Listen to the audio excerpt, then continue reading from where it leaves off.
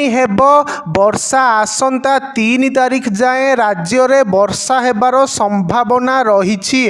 पश्चिम और दक्षिण ओडिशार विभिन्न स्थान में स्वल्परू मध्यम धरणर वर्षा होई पारे बोली पूर्वानुमान करिछि पाणीपाग विभाग। राज्य में आहुरी 3 दिन वर्षा संभावना 28 जाए कोहला पाग। तेबे 29 तारिख रे नवरंगपुर नुआपड़ा कोरापुट रायगड़ा कलाहांडी बलांगीर और कंधमाल रे वर्षा हेबार संभावना रही। सेहीपरि 1 तारिख रे बरगढ़ सुंदरगढ़ केन्दुझर मयूरभंज झारसुगुड़ा रे वर्षा हेबाकु थिबा बेले 2 तारिख रे पश्चिम ओडिशा एवं उत्तर ओडिशा रे हालुका वर्षार संभावना रही। एहा परे 3 तारिख रे उत्तर ओडिशार किछि स्थान रे वर्षा हेबो बोली पाणीपाग विभाग पूर्वानुमान करिछि।